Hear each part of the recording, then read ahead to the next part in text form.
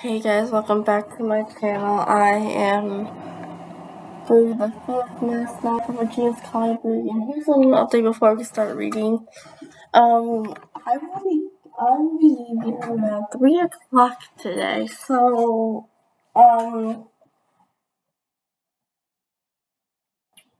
where I'm leaving, like, give more detail. I'm leaving around 3 o'clock today with my father for a week. I don't think I'm gonna have the time to make YouTube videos, so if I don't post within a week, don't be like, oh my gosh, she dead, is she missing? I'll be like, I'm not missing, I'm not dead. I bet you when I come back, I'll probably do like really surprise video with a bunch of music and stuff. I don't know. We'll see what's gonna happen, but just a little heads up so you're just not like, why didn't she post and is she okay? Is she fine? Yes, I'm perfectly fine. Today we are reading I think it's part 5 of the Cousins. I think it's part 5. I need to look at my video. I'll know when I do the post video. Okay, back to where we were.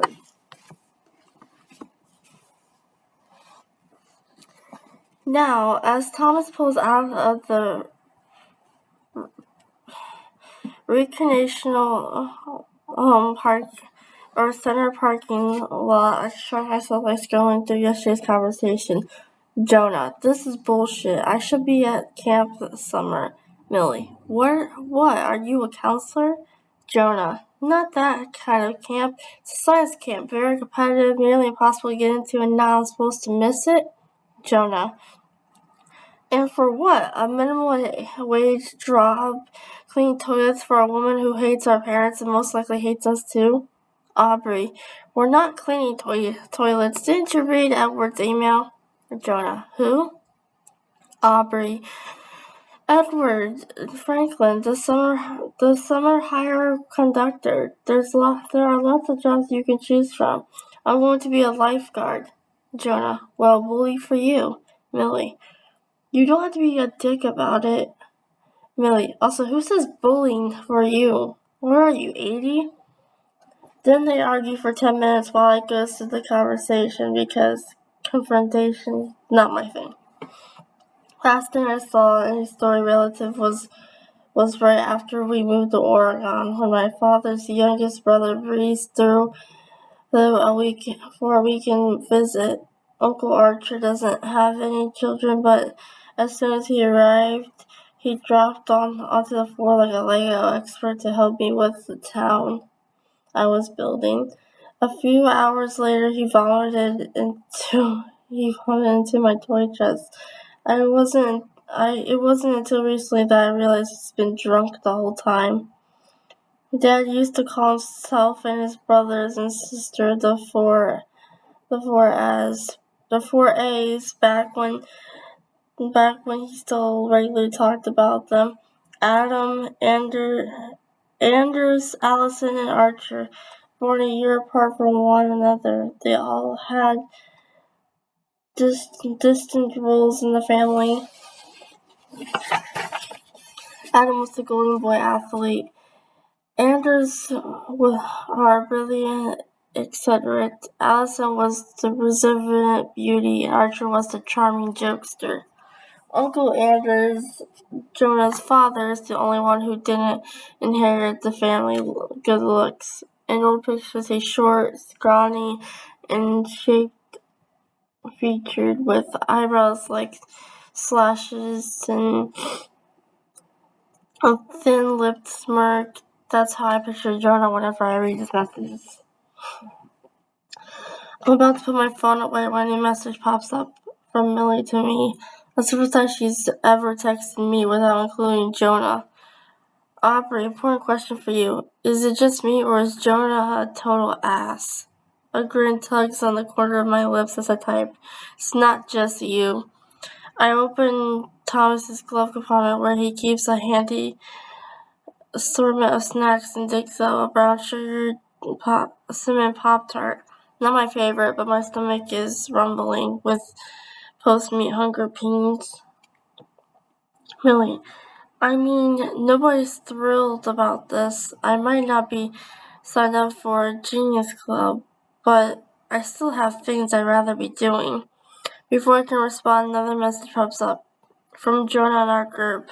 That ferry time is inconvenient. I don't see the point in arriving in a time manner anyway. Millie, OMG, why is he such trash? Jonah, excuse me? Millie, sorry, wrong chat. Millie, in our private chat. Fuck! I laughed. I laughed through a mouthful of popcorn and Thomas glanced at me. What's so funny? He asked. I swallow. My cousin Millie, I think I'm going to like her.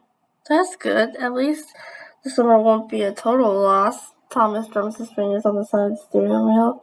As he turns onto my street, it's narrow, windy, filled with moist ridges and split levels. It was supposed to be our starter home, but after my father's first novel was published almost 10 years ago, the book wasn't a blockbuster, but it was well reviewed through enough that he was offered a contract for a second novel, which he still hasn't written, even though author is the only job he's ever had when I was in school. For the longest time, I thought he got paid for reading books, not writing them. Since that was all he ever did, turns out he just doesn't get paid at all. Thomas pulls into our driveway and shifts into park, but doesn't cut the engine. Do you want me to come in? Or do you want to come in? I ask. Thomas takes a deep breath, his hands still drumming on the steering wheel. I think I lick my lips, which taste like cinnamon and chlorine, while I wait for him to go on. When he doesn't, I brought. You think what? His shoulders tense. Then raise and shrug. Just not today. I have stuff to do. I don't have the energy to ask what stuff. I lean forward for a kiss, but Thomas pulls back. Better not. I don't want to get sick. Strong, I retreat. Guess that's what I get for lying. Okay, text me later? Sure, Thomas says as he pulls. As soon as I'm out of the car, he shuts the door, reverses out of my driveway, and I watch him drive up the street with an uneasy flutter in my stomach. It's not as though Thomas waits for me to make it through the front door when he drives me home, but he doesn't usually take off quite that fast. The house is quiet when I go outside. When Mom's around, she always has music on. Usually the 90s grudge she liked in college. For one hopeful second, I think that means I have the place to myself. But I barely set a foot in the living room before my father's voice stops me. Back so soon? My stomach twists as I turn to see him sitting in a leather armchair that's too big for the cramped corner of our living room. Blush me, sorry. His author chair, the one Mom bought when his book was published. It would look better in one of those office/libraries with floor-to-ceiling bookshelves and imposed in Austin desk and everything. Our tabby cat Eloise life directed across his lap. When I don't reply, he asks, "How was the meet?" I blinked at him. Can't really expect me to answer that question. Not after the bomb he dropped last night. But he just gazes back calmly, putting a finger in the book he's holding to mark his page. I recognize the cover, the bold black front against a muted, almost watercolor-like background. A Brief and Broken Silence by Adam Story. It's his novel about a former college athlete who achieves literally stardom and then starts realizing that what he really wants to do What he wants is to live a simple life off the grid, except his rabid fans won't leave him alone. Pretty sure my father was hoping the book would turn out to be an autobiography book. It didn't, but he still reads it at least once a year. You might as well. I think, my temper flaring. No one else does, but I don't say that. Where's Mom? Your mother? Dad hesitates, squinting as the sunlight streaming through the picture window reaches his eyes. The light brings out glints in his dark hair and gives him a golden glow. He doesn't deserve it. It makes my chest hurt now to think about how mindless I've always worshipped my father.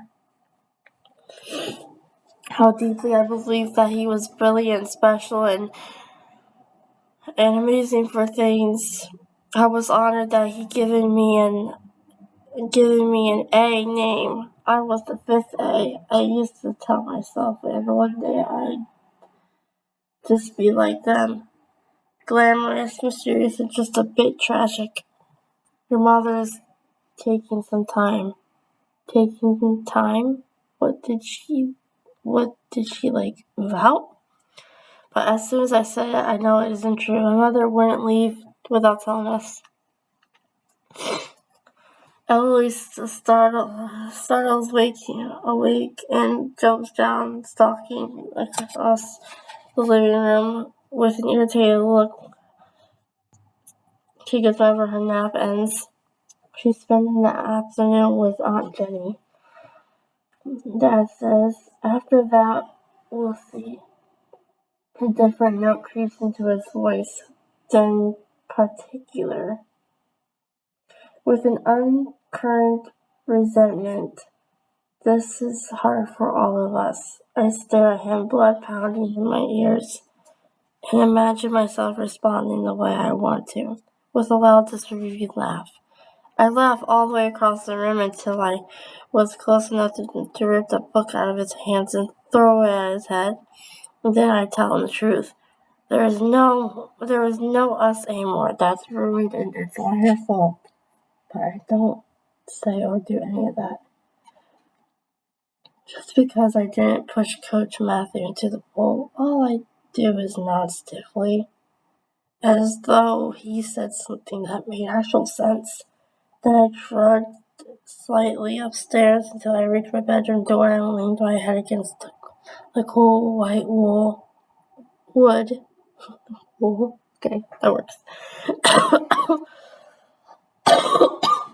Sorry. You know what you did. My grandmother's letter from years ago said that. And my father has always insisted that she was wrong. I can't know because nothing happened. He said, there's not a single thing that I, my brothers, or my sister ever done to justify this kind of treatment. And I believed him. Without a question. I believe that he was innocent and treated unfairly, and my grandmother must have been cold, compassionate, and maybe even crazy. But yesterday I learned how easy he can lie, and now I don't know what to believe anymore. Next chapter is chapter 3. We are going to learn a little bit about Jonah's story. Stick around for part 6.